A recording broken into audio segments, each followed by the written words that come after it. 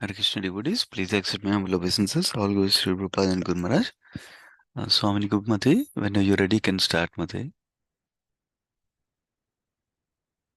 Yes, Prabhuji. Thank you. Hare Krishna devotees, please accept my humble obeisances. All glories to Srila Prabhupada and Guru Maharaj.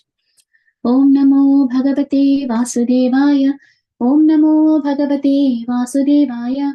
Om Namo Bhagavate Vasudevaya. Narayanam Namaskritya Naran Chaiva Narottamam Devim Saraswatim Vyasam Tato Jayam Udiraye Nashtaprayesha Bhadreshu Nityam Bhagavata Sevaya Bhagavate Uttama Sloke Bhaktir Bhavati Naishtiki Krishnaya Vasudevaya Devaki Nandanaya Cha Nanda Gopa Kumaraya Govindaya Namo Namaha Namo Pankajanabhaya Namo Pankajamalini Namo Pankajanetraya Namaste Pankajangri. Today we are reading from Srimad Bhagavatam, Canto 3, Chapter 15, verses 1 to 12. Description of the Kingdom of God. Text 1. Sri Maitreya said, My dear Vidura, Diti, the wife of the sage Kasyapa, could understand that the sons within her womb would be the cause of disturbances to the demigods. As such, she continuously bore the powerful semen of Kasyapa Muni, which was meant to give trouble to others, for 100 years. Text 2. By the force of the pregnancy of Diti, the light of the sun and the moon was impaired in all the planets, and the demigods of various planets, being disturbed by that force, asked the creator of the universe, Brahma, what is this expansion of darkness in all directions? Text 3. The fortunate demigod said, O great one, just see this darkness, which you know very well and which is causing us anxieties. Because the influence of time cannot touch you, there is nothing unmanifested before you. Text 4. O God of the demigods, sustainers of the universe, head jewel of all the demigods in other planets, you know the intentions of all living entities in both the spiritual and material worlds. Text 5. O original source of the strength and scientific knowledge, all obeisances unto you. You have accepted the differentiated mode of passion from the Supreme Personality of Godhead. With the help of the external energy, you are born of the unmanifested source. All obeisances unto you. Text 6. O Lord, all these planets exist within yourself, and all the living entities are generated from you. Therefore, you are the cause of this universe, and anyone who meditates upon you without deviation attains devotional service. Text 7. There is no defeat in this material world for persons who control the mind and senses by controlling the breathing process and who are therefore experienced, mature mystics. This is because by such perfection in yoga, they have attained your mercy. Text 8. All the living entities within the universe are conducted by the Vedic directions. As a bull is directed by the rope attached to its nose, no one can violate the rules laid down in the Vedic literatures. To the chief person who has contributed the Vedas, we offer our respect. Text 9. The demigods pray to Brahma, please look upon us mercifully, for we have fallen into a miserable condition. Because of the darkness, all our work has been suspended. Text 10. As fuel overloads a fire, so the embryo created by the semen of Kasyapa in the womb of Diti has caused complete darkness throughout the universe. Text 11. Sri Maitreya said, thus Lord Brahma, who is understood by transcendental vibrations, tried to satisfy the demigods, being pleased with their words of prayers. Text 12. Lord Brahma said, my 4 sons, Sanaka, Sanatana, Sanandana, and Sanat Kumara, who were born from my mind, are your predecessors. Sometimes they travel throughout the material and spiritual skies without any definite desire. Thank you very much, Prabhuji. Hare Krishna. Thank you so much, Mati. Hare Krishna. So, we'll, yeah, this nice description of the Vaikuntha Loka is coming up, a spiritual world. We're very fortunate that we have this access to understand the spiritual world in detail also, unlike many other people who may not have access to this knowledge. So, of course, the Vaikuntha description will come tomorrow, but that is the title of the chapter, Description of the Kingdom of God. That's referring to Vaikuntha here. We know spiritual world has so many planets, right? Yeah, let me offer my prayers first.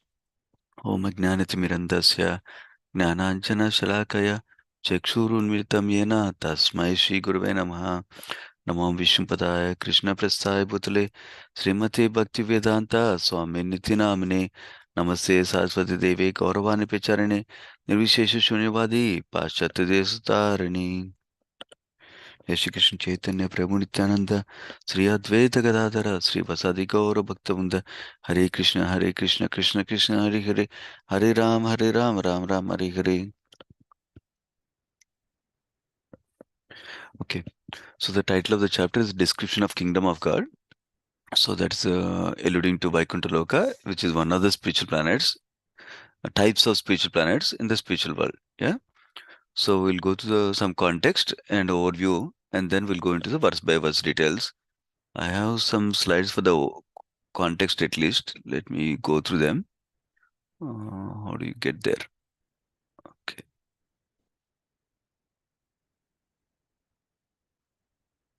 So this is the context. As you know, we're in the third canto of Srimad Bhagavatam. In the beginning of the second canto, we heard the conversation starts. So how actually let me go to third canto. Beginning of the second canto, the conversation starts with Sukadev Goswami and Parikshit Maharaj. Because Sukadev Goswami enters the scene. Yeah. So that conversation is going on. So initially, first canto conversation was between Suta Goswami and Seyasa Navisaranya. And Suta Goswami refers to Sukadeva Goswami in the second canto. So next, within that conversation is Sukadeva Goswami and Parikshit Maharaj. Within that conversation is, in the beginning of third canto, we heard Vidura and Uddhava conversation. And then later on, the transition to Vidura talking to Maitreya Muni. This conversation goes on to the rest of the third canto and fourth canto as well. So we'll see. So one of the important question asked in the beginning of the 13th chapter, we're in 15th chapter now. 13th chapter is Vidura asking about Swayambhu Manu's activities. Who's the first Manu after the creation of Lord Brahma? So he asked about his activities. Then during that description, he described about how Svetavaraha lifted the earth, and then he described about Nelavaraha not only lifted the earth but also killed Hiranyaksha. So that is what kicked off several chapters of this Varahadev pastime now, from 14th chapter till all the way to 19th chapter. So in the last chapter, we heard about how Diti became pregnant in an untimely manner. And why did that conversation come? Vidura asked, why did the Hiranyaksha and Varahadev fight? That's how he started the conversation. And then Maitreya Muni wants to describe what Brahma described to demigods about the situation. Basically, Maitreya Muni wants to describe.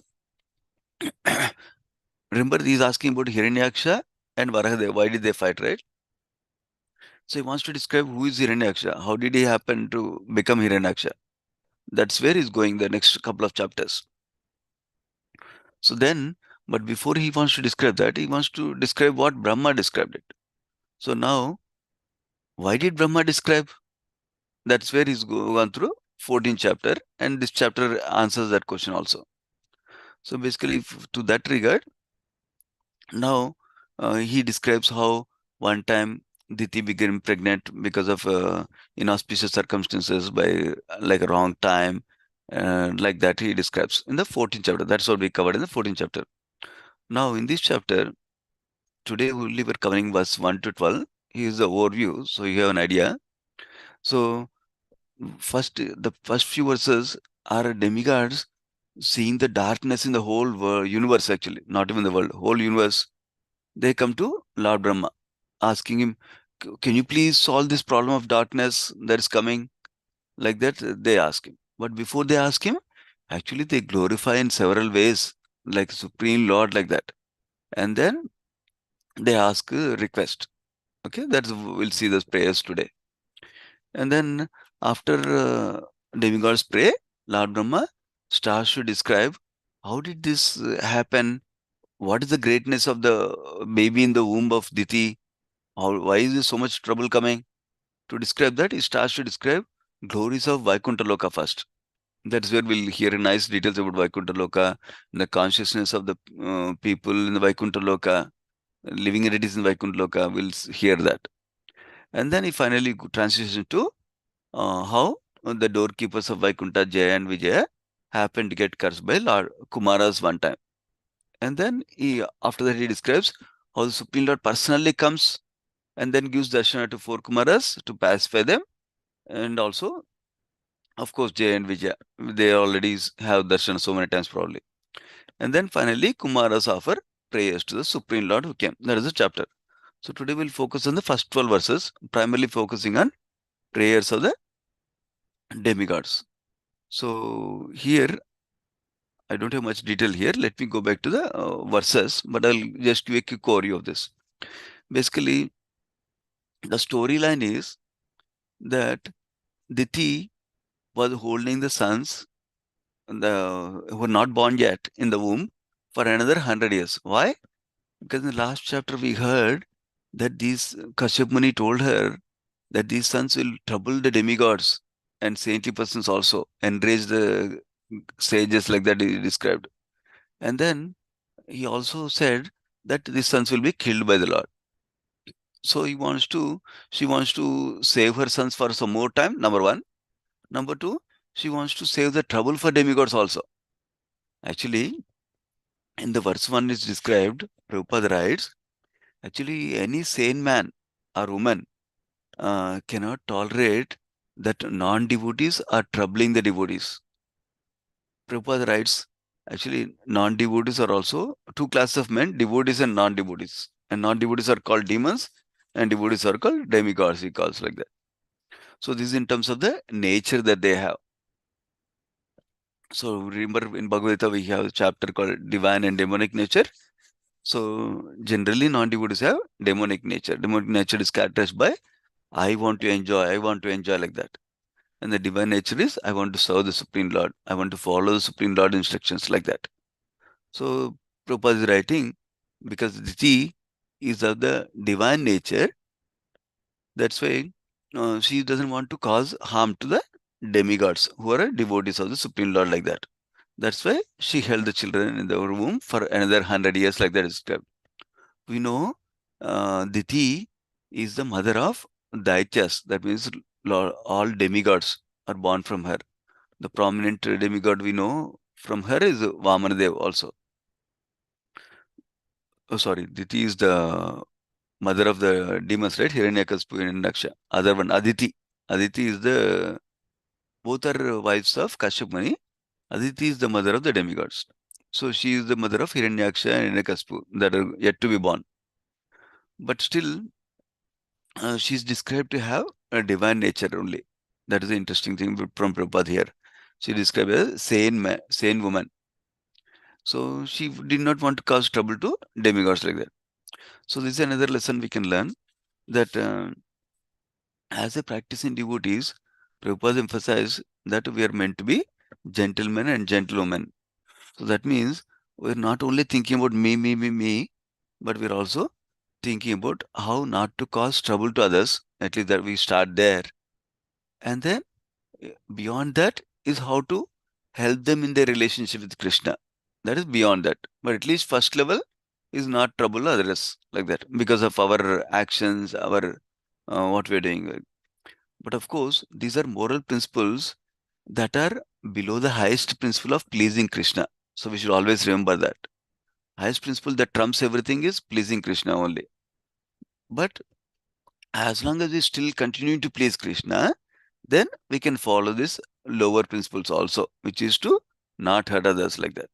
Because sometimes situations will come in practice in devotee's life when I want to practice my principles that I have. Then, oh, I'll cause, they'll feel bad. Then I should leave my principles. That's not what is being recommended. So this is subservient to or subordinate to the higher principle of pleasing Krishna. So our service to Krishna comes to topmost. So that's always we need to remember. So now in the text 2, as described, because of the force of Diti's pregnancy, the sun and the moon, the light, uh,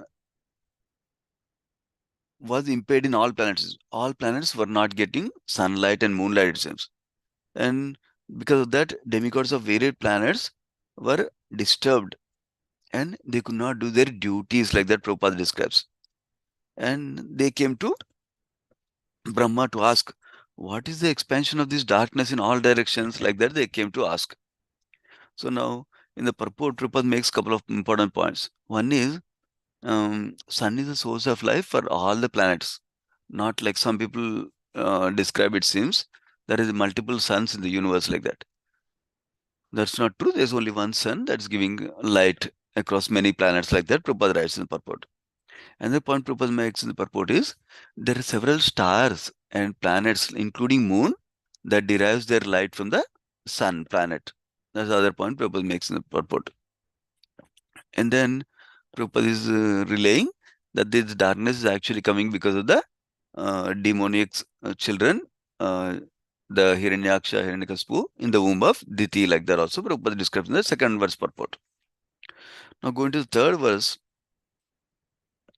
demigods start to pray here.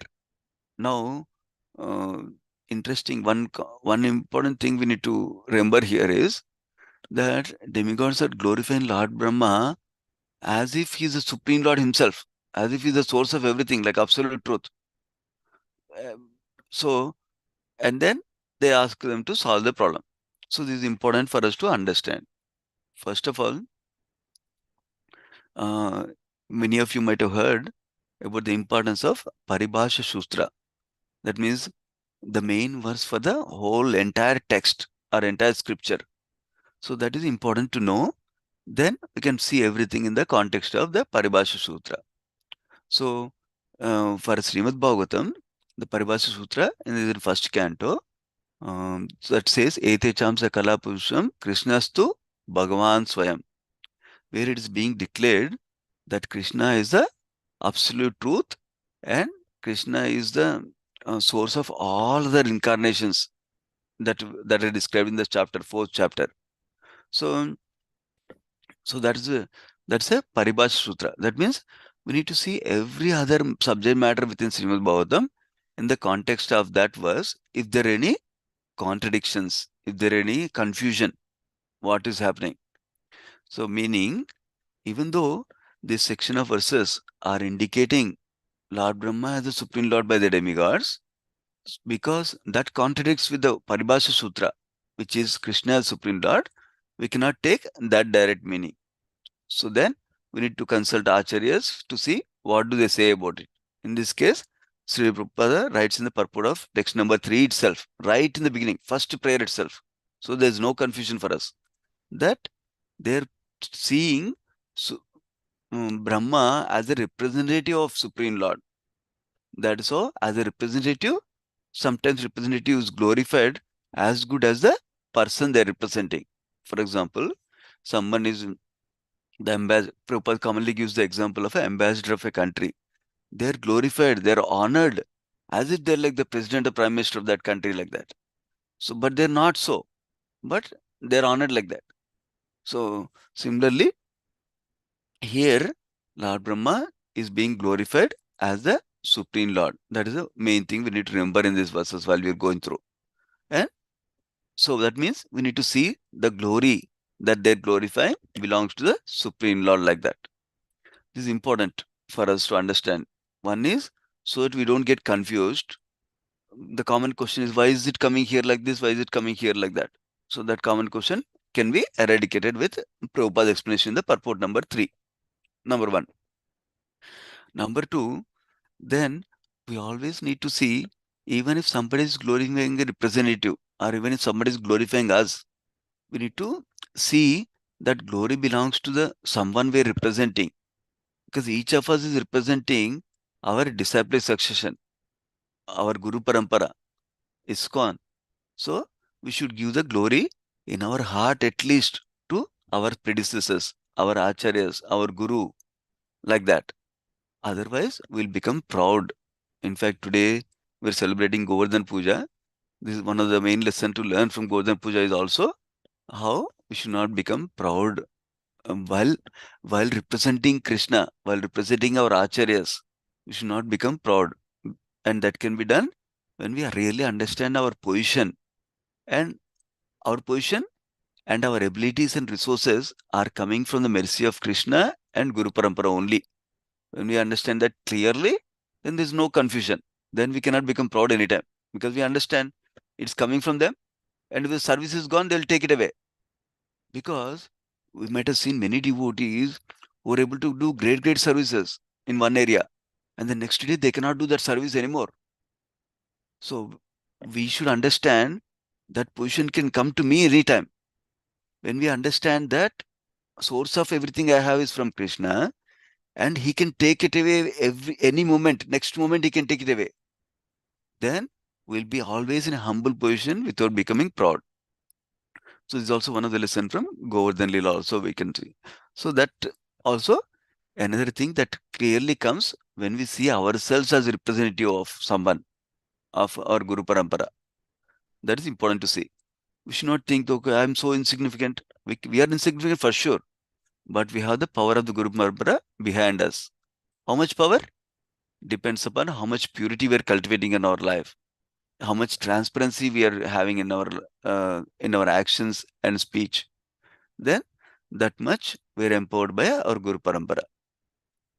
So that is one of the important thing I want to preface before we go to the prayers, where the demigods are glorifying Lord Brahma as Supreme Lord. Now we'll go through the prayers one by one. Okay. Oh, I need to change the screen, I think. Let me see. How do you do that? Okay, good. So let me show you the verses also. So we can go through text 3. So text 3, the demigod started praying to Lord Brahma. Another important lesson we can also learn from this section actually is that whenever we feel we're overwhelmed with something, whenever we feel some bewilderment in our life, whenever we don't know what to do, whenever we don't know what is the right thing to do, we go to our superiors. That's an important lesson that comes repeatedly in Srimad Bhagavatam, especially when demigods go to Lord Brahma and Lord Brahma goes to Supreme Lord himself, like that. So that is very important as a practicing devotee for us. We need to know what are our boundaries. Always, this is very important for us in any aspect of life, of course, but especially in spiritual life. We need to know what we know. We need to know what we don't know. We need to know what we can handle. We need to know what we cannot handle. That way, we can always be safe in spiritual life. And we know when to take guidance from superiors. That's important for us to contemplate, understand, and be aware and recognize in every situation. Go back to the verses. So in the text 3, so demigod started praying. Okay. Oh, great. So basically, they're saying, just see this darkness, which you know very well, which is causing us anxieties. So now they're glorifying influence of time cannot touch you. There's nothing unmanifest before you. Prabhupada explains in the purport, because of this reason, that they're glorifying him as the representative of Supreme Lord, like that. And then that's why Prabhupada says, that's why they are also such personalities, great personalities, are also glorified as Trikalagna. That means they're going to know the past, present, and future, like that. So, okay, that's the main point Prabhupada writes in the purport. Now going to text 4. He describes, Lord Brahma is described as the sustainer of the universe.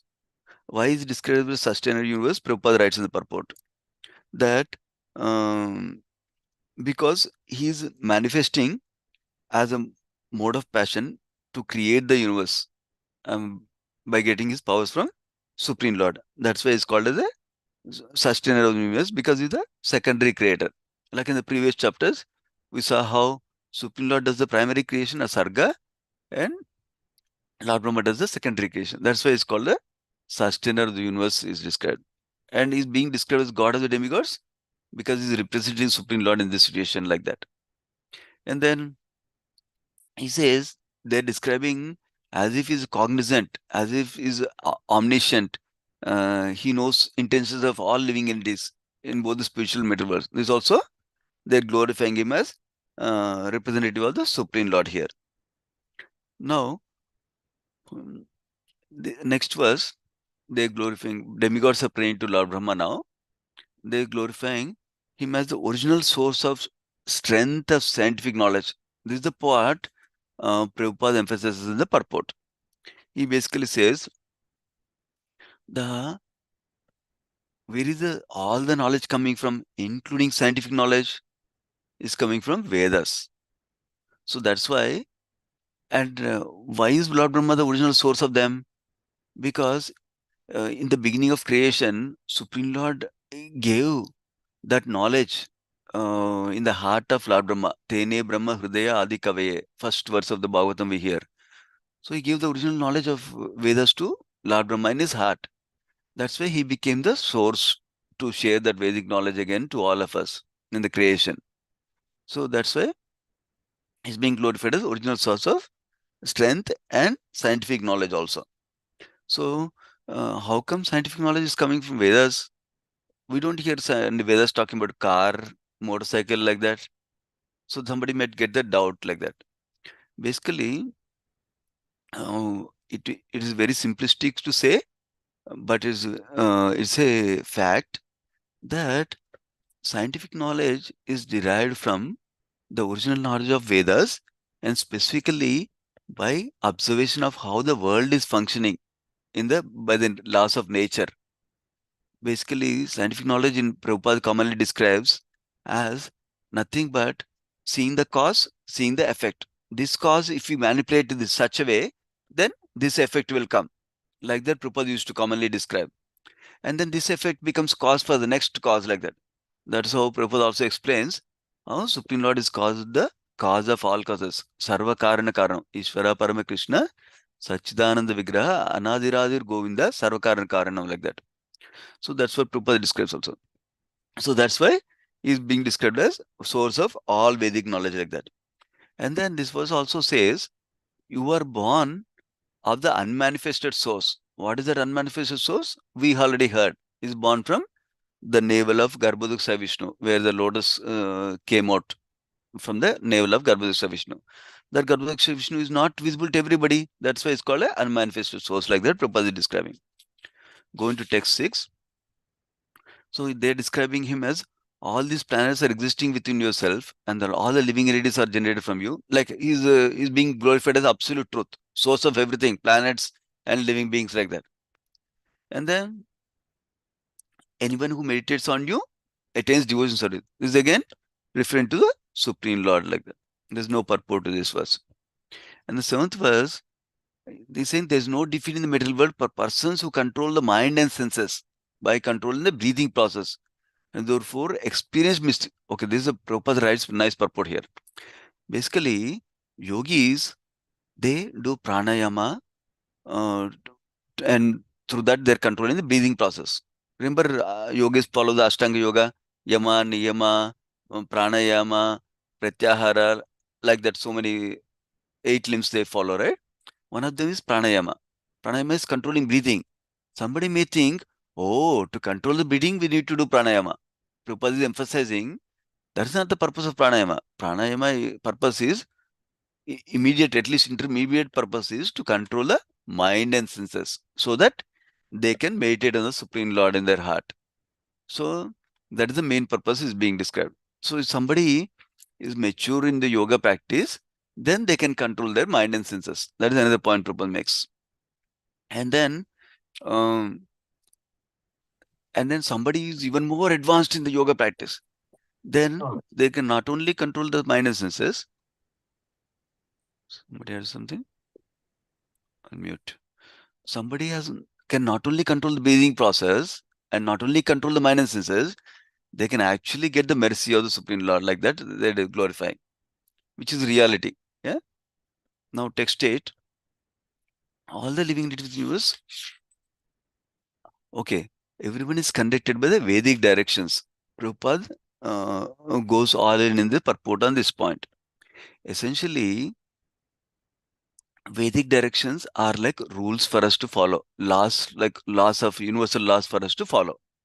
So if you don't follow that, we are like animals. So they are glorifying him as a contributor of Vedas. To the chief person who has contributed the Vedas, we offer our respect like that. So now everyone should utilize the senses according to the direction of the Vedas.